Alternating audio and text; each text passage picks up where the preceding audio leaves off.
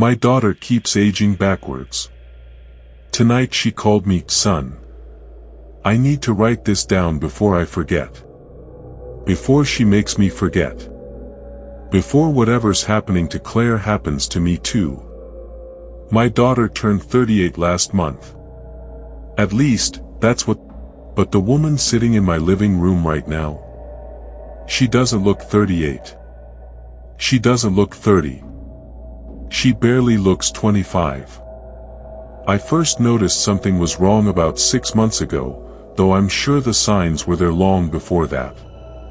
It's just that when you see someone every day, the changes are so gradual that your brain smooths them over, fills in the gaps, convinces you that everything's normal. That's what brains do, isn't it? They protect us from truths we're not ready to face. Claire had always looked young for her age. Good genetics, her mother used to say, before the cancer took Sarah 3 years ago. Even at 37, my daughter could have passed for someone in her late 20s. Strangers at restaurants would do double takes when she called me Dad, probably assuming I was her much older boyfriend or something equally uncomfortable. But this was different. It started with small things. A comment from her coworker about how she'd done something different with her face. Claire laughed it off, attributed it to a new skincare routine, better sleep, less stress at work. I remember that conversation because we were having dinner at her favorite Italian place, the one with the red checkered tablecloths and the owner who always gave us free tiramisu. Dad, Julie asked me if I'd gotten work done, Claire said, twirling her fork through her fettuccine. Like, actual plastic surgery. Can you believe that? I studied her face across the table. She did look good. Radiant, even. The fine lines that had started creasing around her eyes a few years back seemed less pronounced.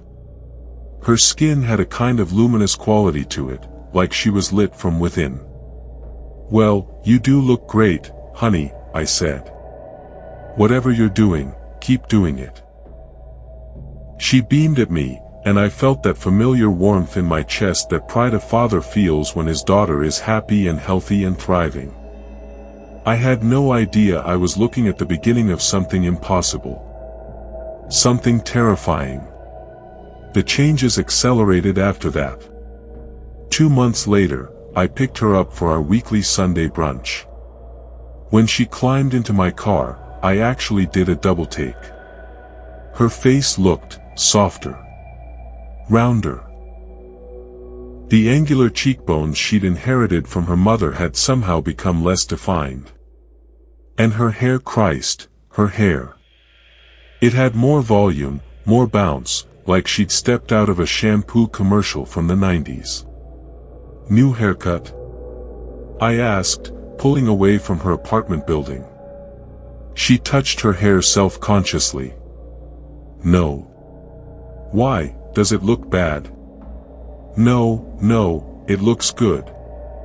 Really good. You just seem different somehow. She laughed, but there was an edge to it. A nervousness I couldn't quite place. Different how? I didn't know how to answer that. How do you tell your daughter that she looks like she's de-aging? That the woman who should be approaching 40 is starting to look like she's barely 30? You don't, because it sounds insane. Because it is insane. So I said nothing. And that was my first mistake. 3 months ago, things took a turn that I couldn't ignore. I was at Claire's apartment helping her move some furniture. She'd bought a new couch and wanted to rearrange her living room. We'd been at it for about an hour when I noticed something that made my blood run cold. We were taking a break, sitting on her old couch before we hauled it down to the curb, when I saw the photo on her bookshelf. It was from her 30th birthday party, just 8 years ago. Claire in the center, surrounded by friends, all of them raising champagne glasses and grinning at the camera. The woman in that photo looked older than the woman sitting next to me. Not by much. Maybe just a few years. But it was there, undeniable. The Claire of 8 years ago had a maturity to her face, a subtle weathering that comes with entering your 30s. The Claire sitting beside me looked like she was still in her mid-20s. Dewy. Fresh. Young. Dad? You okay? You look like you've seen a ghost. I tore my eyes away from the photograph. Claire was watching me with concern, her hand on my arm. And that's when I noticed her hand. Really noticed it. The age spots I'd seen forming on the back of her hands over the years, where were they? The prominent veins that had become more visible as she got older, they'd softened. Retreated. Her hands looked like they belonged to someone 10 years younger.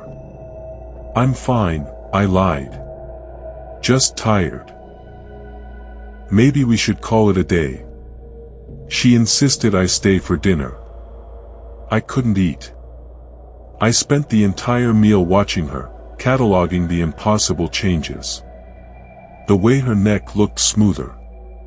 The way her laugh lines had faded to barely their creases. The way her posture seemed to have improved, her movements more fluid, less careful. After I left that night, I drove straight to my doctor's office parking lot and sat there for 2 hours, just thinking. Trying to rationalize what I was seeing. Early onset dementia. Was I losing my mind? Was grief over losing Sarah making me see things that weren't there? But I knew what I was seeing. God help me, I knew. I started documenting everything after that. Taking photos when Claire wasn't looking. Comparing them to older pictures. Measuring the changes like a scientist studying some phenomenon that shouldn't exist. And the changes kept coming. Every week she looked younger. Not dramatically, you wouldn't notice if you just glanced at her. But if you knew what to look for, if you studied her face the way a father studies his daughter's face, you could see it. The backward march of time written in the gradual disappearance of every marker of age. 2 months ago, I finally worked up the courage to confront her about it. We were at my house, going through some of Sarah's old things. I'd been putting it off for 3 years, but Claire insisted it was time. We'd been making good progress until I pulled out Sarah's wedding album. You look so much like her, I said, staring at a photo of Sarah at 25, radiant in her white dress. Claire leaned over to look. And then she went very still. Dad, she said quietly. Do you see it too? My heart started hammering. See what? I look like her. Exactly like her. At that age. She touched the photo, her fingers trembling. I'm 37 years old, Dad. Why do I look like I'm 25? The relief that flooded through me was overwhelming. I wasn't crazy. She saw it too. I don't know, honey. But I've noticed it. 4 months now. She looked at me with tears in her eyes. I'm scared. Something's wrong with me. Something's really wrong. We agreed she should see a doctor. Multiple doctors, actually. Over the next month, Claire went through every test imaginable. Blood work. MRIs. Genetic testing. Hormone panels. They checked for cancer, for autoimmune disorders, for rare genetic conditions I'd never heard of. Every test came back normal. Perfectly, impossibly normal. In fact, one doctor actually commented that Claire had the cellular markers of someone in their mid-20s. Whatever you're doing, he said, keep it up. You're aging like fine wine in reverse. He thought it was a compliment. He didn't see the terror in my daughter's eyes. The pace of change increased after the doctor visits. It was like her body knew we were onto it, and it decided to accelerate the process. Claire started missing work. Not because she was sick, but because she claimed people were looking at her weird. Her colleagues were asking questions she couldn't answer. How was she getting younger? What procedures had she done? What was her secret? A month ago, she stopped going out entirely. She barricaded herself in her apartment, and I was the only person she'd see. When I visited, I barely recognized her. My 38-year-old daughter now looked like she was barely out of college. I went through my old yearbooks, she told me during one visit, her voice shaking. From high school. Senior year photos. Dad, I look younger now than I did then. How is that possible? I didn't have an answer. I still don't. Last week, something changed in a fundamental way. I arrived at her apartment for our usual visit. She opened the door, and I actually took a step back. She looked like she was 19. Maybe 18. Baby fat had returned to her cheeks. Her skin had that teenage smoothness, that not quite finished quality of someone whose face hasn't fully matured yet. Claire. I asked, even though I knew it was her. It's getting worse, Dad. Faster. She pulled me inside, glancing nervously at the hallway. I think I'm forgetting things, too. What kind of things? Adult things. My job, I can't remember what half my responsibilities are anymore. I look at my apartment, all this grown-up furniture, and it feels wrong somehow. Like I'm playing house. We sat down, and she showed me what she meant. She'd tried to pay her bills that morning and couldn't remember her bank password. Couldn't remember which credit card she used for which bills. Couldn't remember the name of her supervisor at work. But I remember high school, she said. I remember college. Everything from when I was younger feels sharper. More real. And everything recent feels. She struggled for the word, fuzzy. Like I'm trying to remember someone else's life. The psychological regression was matching the physical one. I tried to stay calm. I tried to be the father she needed. But inside, I was screaming. 3 days ago, I got a call from Claire at 2 in the morning. Daddy? Her voice sounded different. Higher. Younger. Claire. What's wrong? Can you come over? I'm scared. Everything looks weird and I don't understand what's happening. I broke every speed limit getting to her apartment. When she opened the door, I had to grip the doorframe to stay upright. She looked 16. Maybe younger. She was wearing an oversized t-shirt, one of her normal adult shirts that now hung on her diminishing frame like a dress. Her face had lost all trace of adult bone structure. She looked like her high school sophomore photos. Daddy, I can't remember why I live here, she said, and started crying. This is my apartment, right? But I don't remember getting it. I don't remember living here. I remember my room at home. I remember my room at our old house, with the purple walls I painted when I was 14. I held her while she sobbed.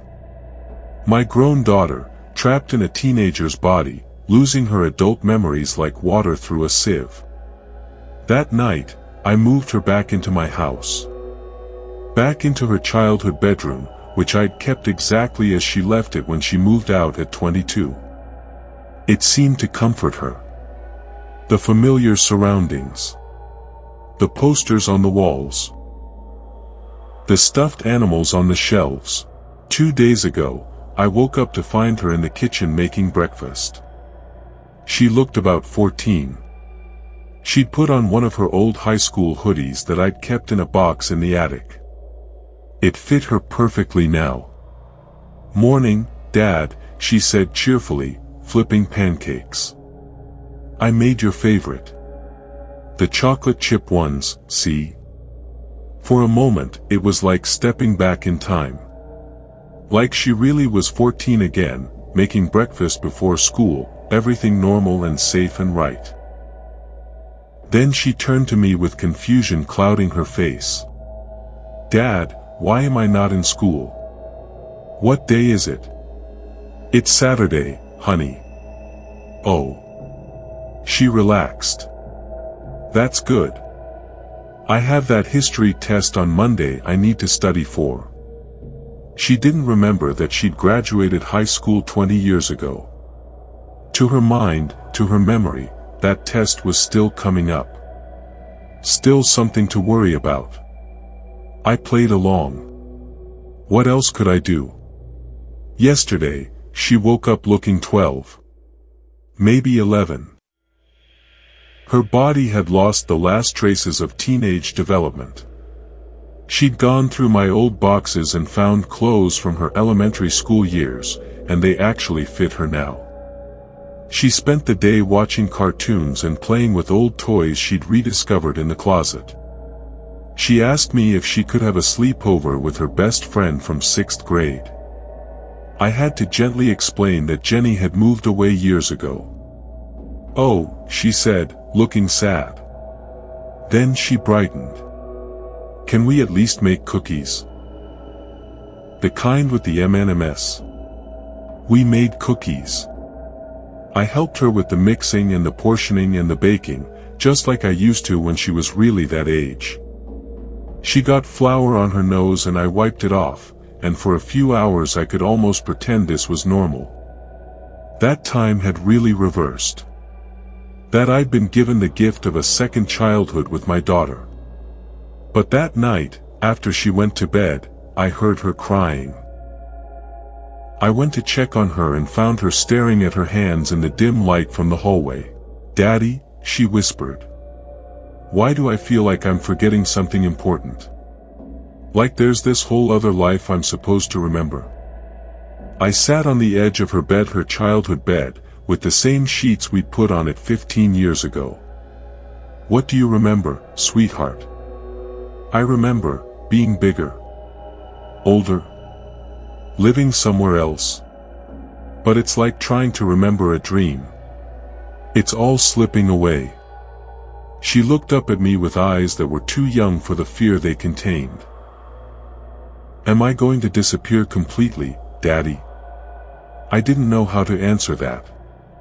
So I just held her hand until she fell asleep. This morning, I woke up to find her room empty. I panicked, searching the house, until I found her in the living room, sitting on the floor in front of the TV, watching Sesame Street. She couldn't have been more than 7 or 8 years old. "Baby, come here," I called softly. She looked up at me with a child's guileless expression. "Hi, Daddy. Look, it's Elmo." She didn't remember our conversation from last night. Didn't remember being 12, being a teenager, being an adult. She was just a little girl, excited about her favorite TV show. We had breakfast. I made her favorite cinnamon toast cut into triangles, the way Sarah used to make it. Claire, the little girl version of Claire, chattered about nothing in particular, the way kids do. She asked if she could go to the park later. She wanted to know if she could call Grandma, my mother, who passed away when Claire was 5. I spent the day with her, playing games, reading books, trying not to think about what would come next. Because it was still happening. I could see it. Even just over the course of the day, she got smaller. Younger. Her speech patterns changed, becoming simpler. Her questions became more basic. By dinner, she was maybe 5 years old. She needed help cutting her food. She asked me to read her 3 bedtime stories instead of 1. She wanted me to check under the bed for monsters. I did all of it. What else could I do? She was my daughter. My baby girl. And she was getting younger. That was 8 hours ago. I'm writing this now while she sleeps. While there's still time to get it down. Because when I checked on her 20 minutes ago, she looked like she was maybe 3 years old. Curled up in her bed, thumb in her mouth, clutching the stuffed rabbit she used to carry everywhere when she was a toddler. I don't know what tomorrow will bring. Or if there will even be a tomorrow, in the sense that matters. Will she wake up as a 2-year-old? A 1-year-old? An infant? And if this continues, when this continues, will she just unmake herself? Return to nothing? Become an embryo, a cluster of cells, and then simply cease to exist? Or will she loop around somehow, emerge on the other side as someone old again, caught in an eternal cycle? I don't know. I can't know. What I do know is that I'm starting to feel strange. My hands, as I write this, they look different. Smoother. The age spots are fading. The arthritis that's been bothering me for the past 5 years doesn't hurt as much. And I've been having trouble remembering things. Little things. When did I retire? What year did Sarah die? How old is Claire supposed to be? The memories are there, but they're getting fuzzy around the edges. Unclear. I looked in the mirror an hour ago. I look younger than I did this morning. Not by much. But it's there. It's happening to me too. Whatever this is, disease, curse, cosmic joke, it's contagious. Or maybe it was always going to happen to me. Maybe that's how it works. Maybe it moves through families, through generations, reversing everything we were, everything we became, taking us back to the beginning and then beyond. I should be terrified. Maybe I am. But mostly I just feel tired. Because I realize now what's really happening. It's not just aging backwards. It's forgetting. Unbecoming. We're not just getting physically younger, we're losing everything we accumulated along the way. Every memory, every experience, every bit of growth and change in life. We're being unmade. And the worst part, the truly horrible part, I think I'm starting to forget Sarah. My wife of 40 years. The love of my life. The mother of my child. When I try to picture her face, it's getting harder. The memories are still there, but they're losing their color, their weight, their reality. Soon I won't remember being old. Won't remember being a father. Won't remember the life I built, the person I became. I'll just be a kid again. And then younger. And then. What?